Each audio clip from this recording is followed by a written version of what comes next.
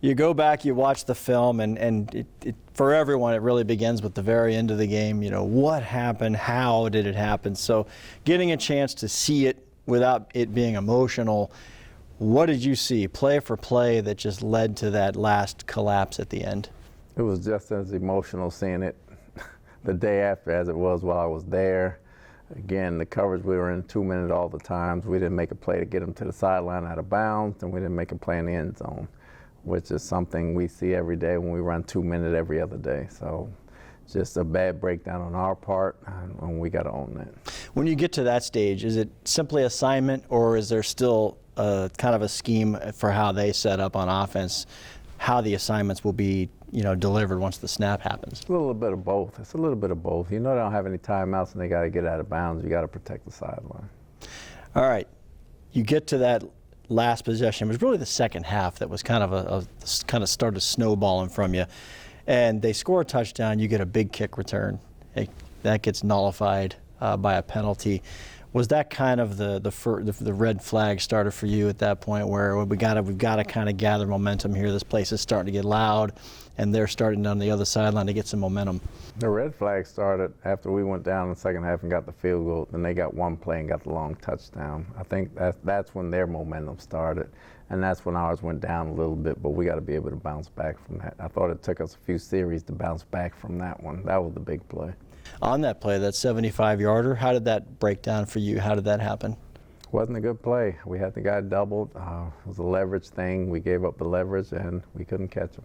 These are prideful guys on the defense, especially the guys who have been here for the good times and the highest of the high. How disappointing is it for them, and also for you, knowing what they're capable of?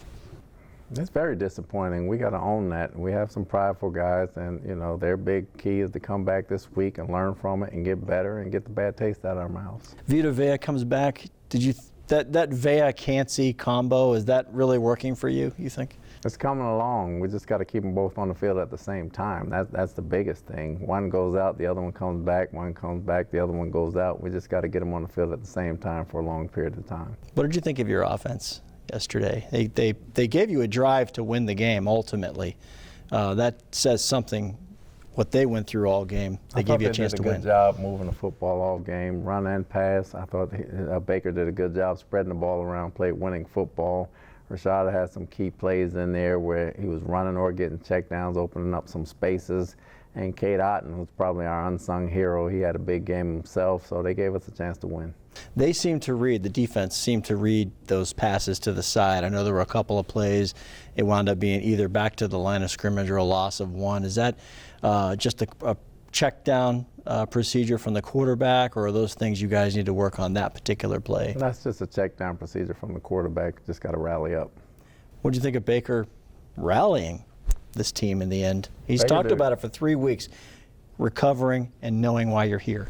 He's done a very good job at that. I thought he did a great job yesterday of leading us down with a chance to win with the winning drive. He played quarterback, he played smart football, he played good football.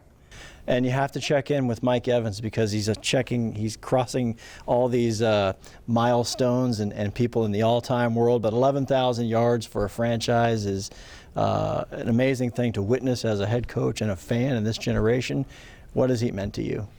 He's been huge. You know, Mike's a consummate professional. He understands what he has to do every time he goes out there. He plays to win every game. He always feels like he's open, and for the most part he is, and he's a big part of our offense. And finally, moving forward, I know the message is simple, but there's that human element involved. You know, why is this happening? Why is this happening? How does the locker room keep that from entering the front burner, if you will? Well, we're all in it together. We understand that, but we all have to look in the mirror as well. Sometimes it's so simple as, I messed up, I played a bad game, or I made a bad call as a coach, and you just got to bounce back from that.